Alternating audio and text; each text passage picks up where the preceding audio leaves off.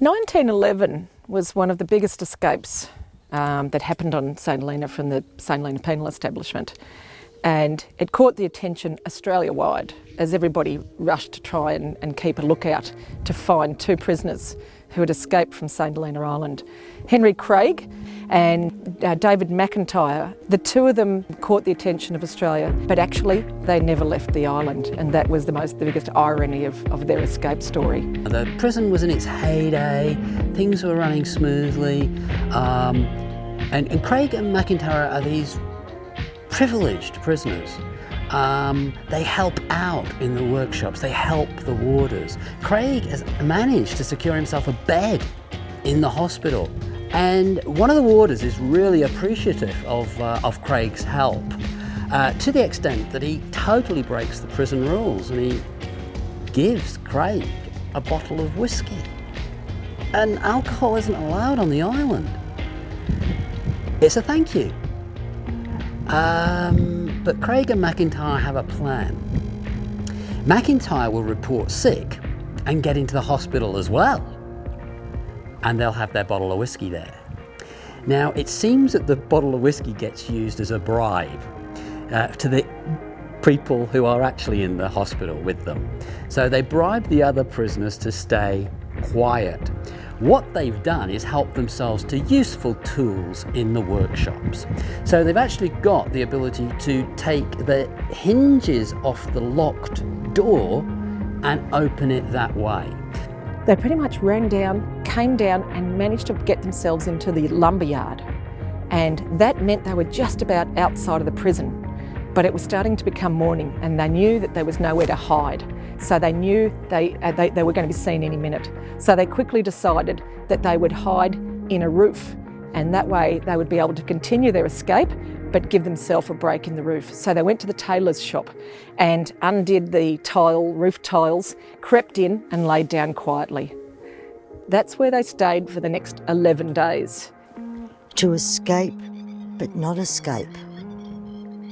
To actually hide inside the stockade while everybody else was looking for them is just hard to imagine. So they crept out of the roof at night again. They managed to steal some tools from the workshop area, from the blacksmiths.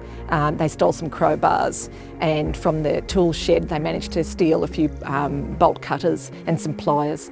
And they managed to get themselves with a hook that they also stole from the tool shop. They managed to climb over the high stockade fence. It was a very tall fence, and they clambered over with the help of a hook and ran to the southern part of the island as fast as they could. They manage to get into the boat shed, they get the boat, they try to get it down the rails that go down into the water, it comes off, they get the small rowing boat, they can't get that down, they get a horse, the horse usually pulls the boat down to the water, and they can't get the horse to do what they want. And it's getting close to dawn. They've spent many hours trying to escape from the island, and they've come to the final conclusion that this is it. They need to hand themselves in.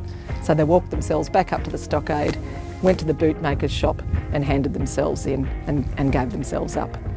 It was to everybody's absolute amazement that these men were still on the island. Everybody had decided across Australia that the men were long gone and they were never going to see them again. So to know that they were still here on the island really put some egg on the face of the authorities, and there was inquiries to really try and find out about how they can prevent that from happening again. The warder who gave them the whiskey, the bottle of Dewar's whiskey, the warder who was grateful for their assistance in the workshops, he was a warder called Warder Rawlinson. William Rawlinson knew the seriousness of what he'd done, and when the inquiry was started to be held, looking into all facets of the escape and what went wrong, he knew they would not stop until they'd found the man who was responsible for the whiskey, and he knew it was him. And as a result of that, he felt that he just could not face the loss of his own respect and the loss of his job.